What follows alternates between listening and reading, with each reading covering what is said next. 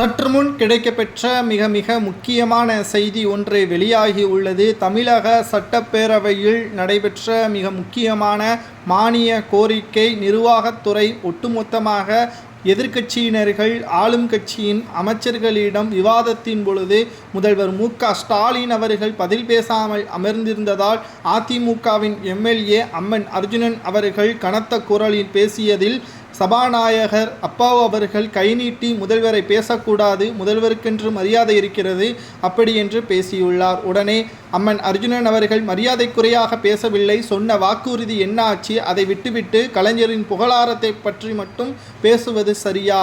பல கோரிக்கைகள் இன்னமும் நிலுவையில் இருக்கிறது. அதிமுகவின் ஆட்சியில் கொண்டு வந்த நலத்திட்டங்களும்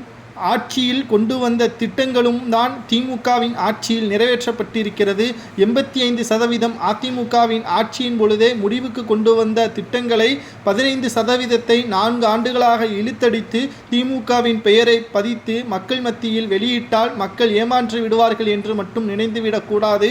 மக்கள் எதையும் மறக்கவில்லை, மன்னிக்கவும் இல்லை என்பதை அம்மன் அர்ஜுனன் அவர்கள் பேசியிருக்கிறார். தமிழக சட்டப்பேரவையில் மானிய கோரிக்கையின் மூலமாக எங்களது தொகுதிக்கு உட்பட்ட பல கோரிக்கைகளை நாங்கள் வருடம் முன்வைத்து கொண்டுதான் வருகிறோம். ஆனால் இதுவரை மு.க.ஸ்டாலின் தலைமையிலான ஆட்சி எந்த ஒரு நடவடிக்கைகளையும் மேற்கொள்ளவில்லை. அமைச்சர்களது சொத்துக்கள் தான் அதிகரித்து கொண்டிருப்பதாகவும் பேசியிருந்தார். உடனே கோபப்பட்ட சபாநாயகர் அப்பாவு அவர்கள் உங்களது கேள்வி நேரம் முடிந்துவிட்டது, அமருங்கள், இல்லை என்றால் அவை காவலர்கள் மூலமாக வெளிநடப்பு செய்ய உத்தரவிடுவேன் என்று பேசியிருந்தார். இதனால் அங்கு பரபரப்பு ஏற்பட்டது. மைக் ஆஃப் செய்யப்பட்ட நிலையில் மைக்கை தூக்கி வீச எறிந்த அம்மன் அர்ஜுனனால் பரபரப்பு ஏற்பட்டது. சரி, சட்டசபையில் நடப்பது என்ன? அதாவது மக்களவையில் எப்படி திமுகவினர்கள் ஆளும் கட்சியை கடுமையாக விமர்சனம் செய்து வெளிநடப்பு செய்கிறார்கள், அதேபோல்தான் தமிழகத்திலும் திராவிட முன்னேற்றக் கழகத்தின் ஆட்சி சரியில்லை என்றுதான் எடப்பாடி பழனிசாமி அவர்கள் தலைமையிலான அதிமுக விமர்சனம் செய்து வருகிறது. குறிப்பாக பேசுவதற்கு கூட வாய்ப்புகள் வழங்கப்படாமல் தான் தமிழகத்தில் இருக்கிறது. மக்களவையிலாவது எடப்பாடி பழனிசாமி அவர்கள் தமிழகத்தில் இங்கு பேசுவதற்கு அனுமதி மறுக்கப்பட்டால், மக்களவையில் திமுகவின் எம்எல்ஏக்கள் பேசுவதற்கு அனுமதி கொடுக்கப்பட்டாலும் அவர்கள் அங்கு கோபாலபுரத்தின் கொள்கைகளையும் கோபாலபுரத்தின் புகழாரத்தையும் தான் பேசுகிறார்கள்.